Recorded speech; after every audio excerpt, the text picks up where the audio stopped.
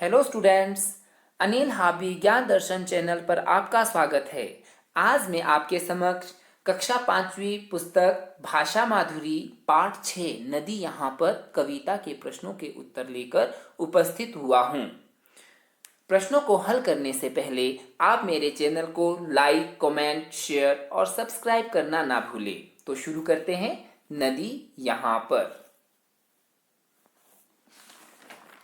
यहाँ पे सबसे पहला प्रश्न है कि नदी चलते चलते कैसे आकार बदलती है। नदी चलते चलते कहीं सीधी, कहीं टेढ़ी हो जाती है और कहीं कहीं लहर उठाती है। प्रश्न नंबर 2, नदी का बहाव पर्वत पर कैसा होता है और नीचे आने पर कैसे होता जाता है। तो नदी का बहाव पर्वत पर बहुत तेज होता है और नीचे आने पर धीमा हो जाता है। प्रश्न नंबर 3 है, नदी हमारे लिए क्या क्या करती है। तो प्रश्न नंबर 3 का उत्तर है, नदी हमारे लिए हमारी फसलों को धानी बनाती है, हजारों जीव जंतु को पानी पिलाती है तथा चारों ओर हरियाली फैलाती है। प्रश्न नंबर 4। प्रश्न नंबर जो 4 है वो है, कविता की पंक्ति पूरी कीजिए। तो यहाँ पे चलते चलते सागर को आखिर में वह पाती है। तो इसका आएगा 4 के क का आखिर में वह पाती है। दूसरा है, सींच सींच कर खेतों को फसल बनाती है धानी। तो इसका जो उत्तर आएगा फसल बनाती है धानी। ग है, खेल खेलती लुक्का छिपी बिल्कुल ही खो जाती है। अगला है, एक दिए सी जगर मगर सदा रहेगी जलती ही। तो इसका आएगा ये।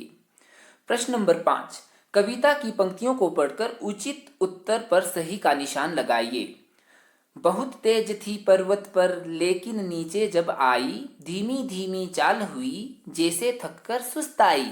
तो इसमें प्रश्न नंबर 1 है क, नदी की चाल कहाँ धीमी हो जाती है, सागर में, पर्वत पर या मैदानी भाग में। तो इसका सही उत्तर है मैदानी भाग में। अगला है, अनुमान और कल्पना का जो है प्रश्न दिया गया है। अनुमान और कल्पना के प्रश्न। विचार कीजिए, अगर नदी में जल की जगह दूध होता तो क्या होता। तो इसका उत्तर आप इस तरह लिख सकते हैं, अगर नदी में जल की जगह दूध होता तो इसके लाभ भी होते और हानियां भी होती। अब लाभ क्या होते, हमारे देश में दूध की नदियां बहती और सभी को पर्याप्त दूध मिलता, दूध, घी और मक्खन की कमी नहीं होती और लोगों को गाय भी नहीं पालनी पड़ती।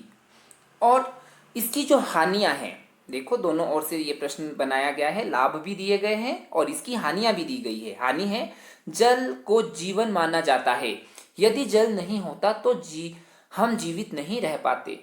दूसरा है, हमें खाना पकाने, नहाने आदि कार्यों के लिए पानी नहीं मिलता।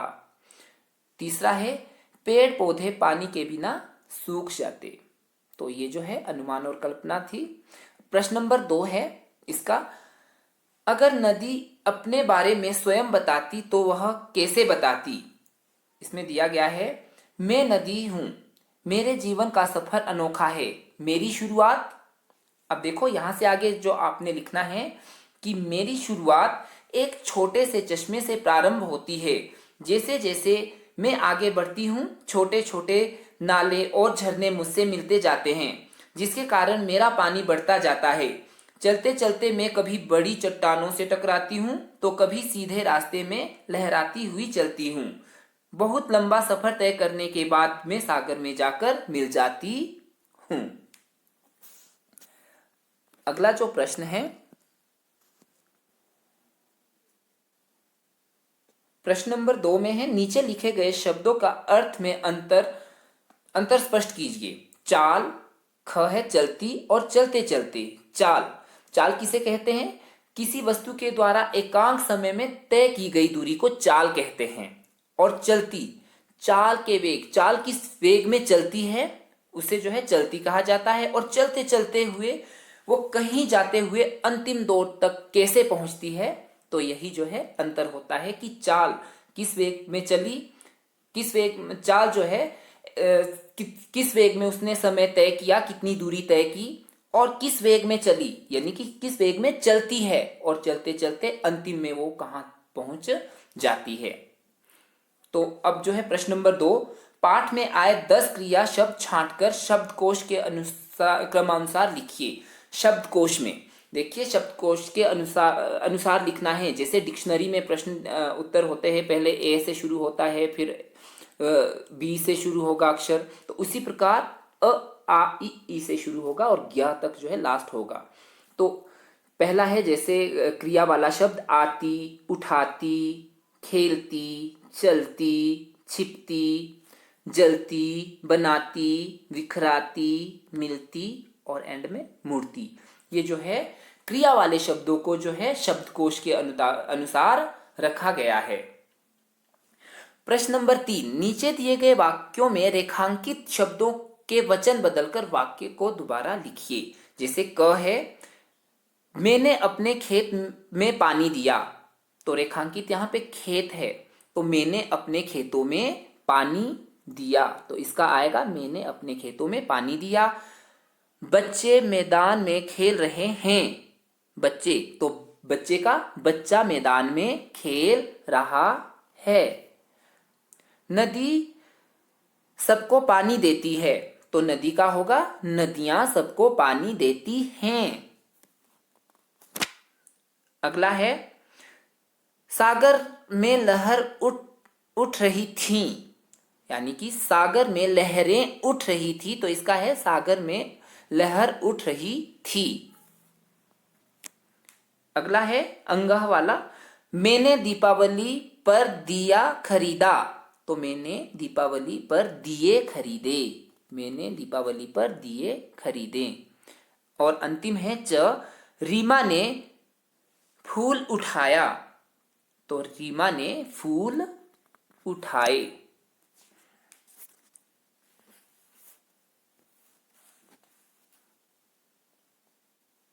कुछ करने के लिए। अब अगला प्रश्न है, भारत में अनेक नदियां बहती है, इनमें से किन्हीं 5 नदियों के नाम व उनके राज्यों के नाम तालिका में लिखिए।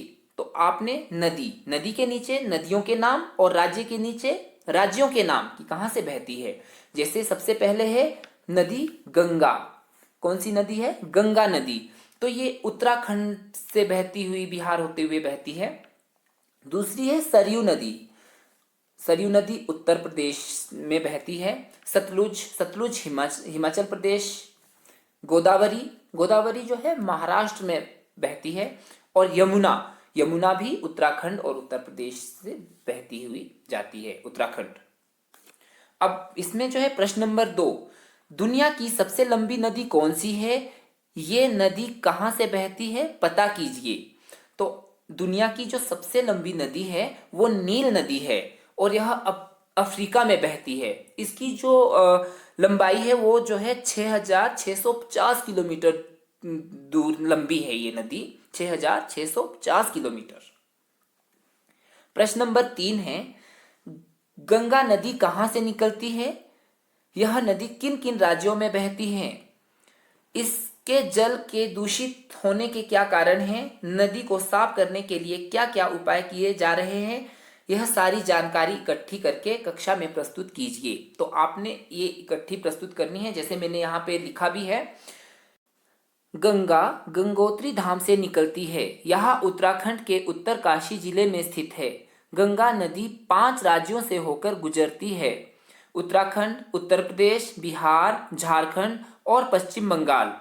नदी के दूषित होने का मुख्य कारण कारखानों से निकलने वाले रासायनिक पदार्थों का इसमें बिना रोक टोक से मिलना है।